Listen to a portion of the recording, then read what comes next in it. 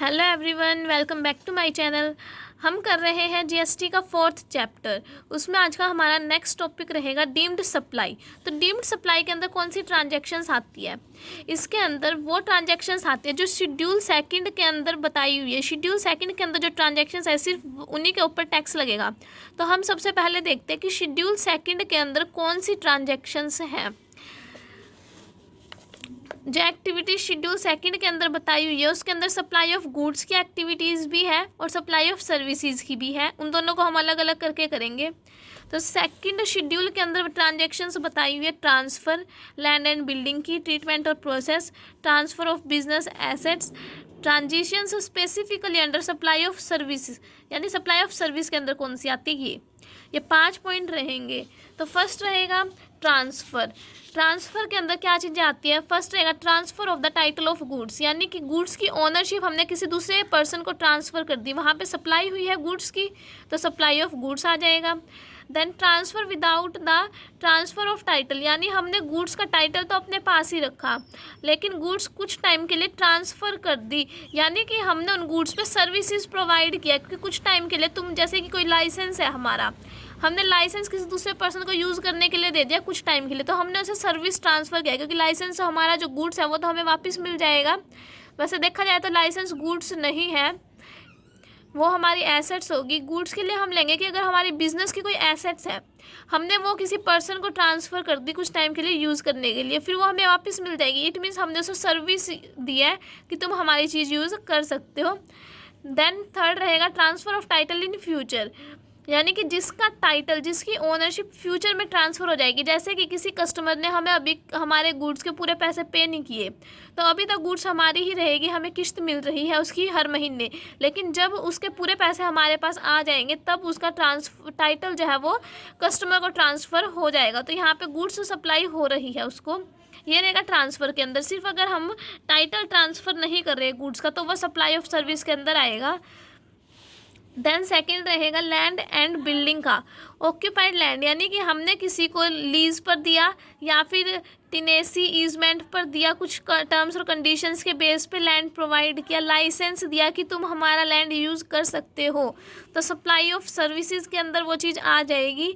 क्योंकि हमने उसे सर्विस दिया कुछ टाइम के लिए, वो हमारे लैंड को यूज़ करेगा। उसके बाद हमारा जो लैंड है वो हमारे जो है टाइटल उसमें अभी भी हमारा ही है, बाद में भी हमारा ही होगा। सेकंड रहेगा लेटिंग आउट ऑफ द बिल्डिंग, यानी बिल्डिंग हमने किराए पर दिया किसी पर्सन को, चाहे वो किसी भी पर्पज़ के लिए यूज़ करे और चाहे हमने उसे आधा पार्ट दिया हो बिल्डिंग का या पूरा दिया हो, लेकिन ये सप्लाई ऑफ सर्विस के अंदर आता है कि कुछ टाइम के लिए वो हमारी चीज़ यूज़ करेगा, उसके बाद हमें वापस मिल जाएगी।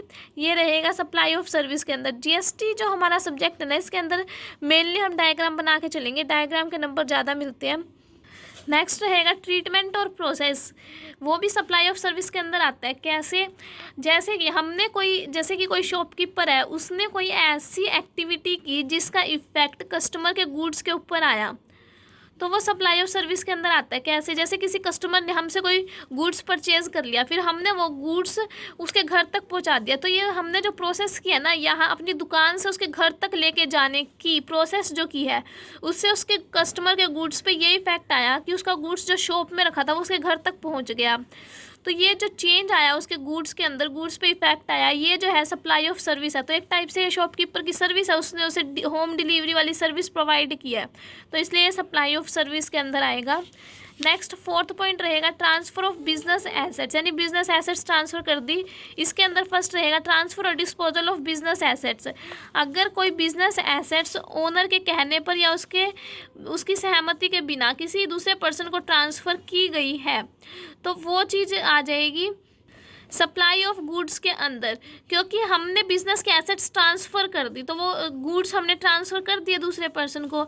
नेक्स्ट रहेगा providing business goods to private use, यानी कि बिजनेस के गुड्स किसी पर्सन को प्राइवेट यूज़ के लिए दे दिए। इट मीन्स हमें वो वापस मिलेंगे या फिर हमें उसके बदले में पैसे मिल जाएंगे, तो ये सप्लाई ऑफ सर्विस है। क्योंकि हमने कुछ टाइम के लिए उसको बोल दिया कि तो अपने घर के लिए यूज़ कर सकता है, तो सर्विस दिया है हमने उसे। नेक्स्ट रहेगा goods forming part of the assets on ceasing to be a taxable person. कोई पर्सन है वो टैक्सेबल नहीं, जैसे कि किसी की इनकम 5 लाख तक है तो उसे टैक्स पे नहीं करना होता, उससे ऊपर इनकम है तो टैक्स पे करना होता है। अगर कोई पर्सन इस साल स्लैब रेट के अंदर नहीं आना चाहता, टैक्सेबल पर्सन नहीं बनना चाहता, इसलिए उसने अपनी एसेट्स जो है वो बिज़नेस को ट्रांसफ़र कर दी, यानी उससे होने वाली इनकम जो है वो बिज़नेस के लिए शो कर दी। इट मीन्स उसने इस साल के लिए वो एसेट्स बिजनेस को ही ट्रांसफ़र कर दी, तो वो सप्लाई ऑफ गुड्स के अंदर आएगा, क्योंकि गुड्स यहाँ पे ट्रांसफ़र हो रहे हैं। देखो इसको हम एक डायग्राम के थ्रू समझते हैं, जैसे कि ट्रांसफ़र हुई है बिजनेस एसेट्स। अगर बिजनेस एसेट्स पूरी की पूरी ट्रांसफ़र हो गई, हमने किसी दूसरे पर्सन को ट्रांसफ़र कर दी, तो सप्लाई ऑफ गुड्स के अंदर आएगा। अगर किसी को प्राइवेट यूज़ के लिए दिया, इट मीन्स कुछ टाइम के लिए दिया, वो हमारे पास वापस आ जाएगी। हमने कुछ टाइम के लिए उस पर्सन को सिर्फ सर्विसेज सप्लाई किया, तो वो सप्लाई ऑफ सर्विसेज के अंदर। अब अगर किसी पर्सन ने बिजनेस को अपनी एसेट्स ट्रांसफ़र करी है, तो वहाँ पे भी गुड्स ट्रांसफ़र हुए हैं। नेक्स्ट हम देखते हैं कि सप्लाई ऑफ सर्विसेज के अंदर क्या आएगा। अभी तक हमने गुड्स और सर्विसेज का मिक्सअप देखा, अब हम अलग से सर्विसेज का देख रहे हैं कि कौन सी ट्रांजेक्शन्स है सर्विसेज के अंदर आती हैं।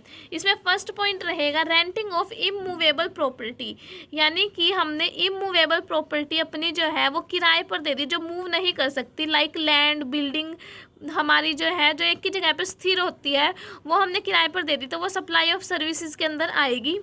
नेक्स्ट रहेगा हमने कोई भी अपनी बिल्डिंग बनवाई, कॉम्प्लेक्स बनवाया, सिविल स्ट्रक्चर मतलब कोई भी एक ऐसा ढांचा बनवाया बिल्डिंग, और उसको किस पर्पज़ से बनवाया कि हम इसको सेल कर देंगे। भाई बनवाएंगे तो कम कॉस्ट पे और ज़्यादा कॉस्ट में सेल कर देंगे, तो वहाँ पे भी हम सर्विस प्रोवाइड कर रहे हैं कि किसी दूसरे के लिए घर बनवाना, बिल्डिंग बनवाना। नेक्स्ट पॉइंट रहेगा temporary transfer of any intellectual property rights, यानी कि कुछ समय के लिए हमने अपने जो प्रॉपर्टी राइट थे वो किसी दूसरे पर्सन को ट्रांसफ़र कर दिया। लाइक कौन से कॉपीराइट, ट्रेडमार्क जो हमने परचेज कर रखे हैं, जिसके नाम पे हमारा बिजनेस चलता है, हम बहुत ज़्यादा पैसे अर्न करते हैं, जिसका हमने लाइसेंस परचेज कर रखा है, वो हमने कुछ टाइम के लिए किसी दूसरे पर्सन को ट्रांसफ़र कर दिया कि वो उसको यूज़ कर सकता है, तो ये क्या हुआ, सप्लाई ऑफ सर्विस के अंदर आएगा। देन नेक्स्ट पॉइंट रहेगा development, design etcetera of information technology software, यानी कि अगर किसी पर्सन ने कोई टेक्नोलॉजी सॉफ्टवेयर बनाया, उसको पूरी जो है पूरा वर्ल्ड यूज़ कर रहा है, तो उस जिस पर्सन ने बनाया उसने तो अपनी सर्विसेज सप्लाई किया ना पूरे वर्ल्ड को, तो सर्विसेज सप्लाई के अंदर आएगा। नेक्स्ट रहेगा एग्रीमेंट टू रिफ्रेन फ्रॉम और टू टॉलरेट, यानी किसी पर्सन को हम किसी ऐसी सिचुएशन से बचा रहे हैं जहाँ पे उसे सफ़र ना करना पड़े, तो इट मीन्स हम उसे सर्विसेज सप्लाई कर रहे हैं। अगर कोई पर्सन ऐसा एक्सपर्ट है जिसको सिचुएशंस का ज़्यादा ज्ञान है, वो उस किसी पर्सन को बचा लेता, तो वो अपनी सर्विसेज सप्लाई कर रहा है।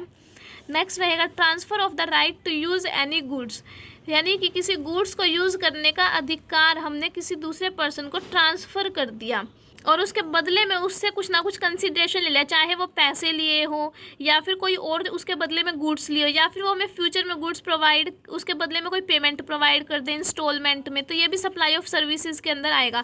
हमारे गुड्स थे, हमने उसके ऊपर अधिकार ही किसी दूसरे पर्सन का कर दिया, जस्ट वैसे ही अभी के लिए हमने उससे कुछ कंडीशन नहीं रखी तू कि भाई तू हमें पैसे दे तभी तुझे मिलेगा, नहीं, हमने उसे गुड्स ट्रांसफ़र कर दिए और उसे बोला चाहे तुम इसके बदले में हमें कैश दे दो, या फिर बाद में जब तुम्हारे पास पैसे हो तब दे देना, या फिर इसके बदले में कुछ भी दे दो मुझे, तो वहाँ पे हम उसे सर्विस सप्लाई कर रहे हैं, क्योंकि हमने कोई पर्टिकुलर कंडीशन नहीं रखी।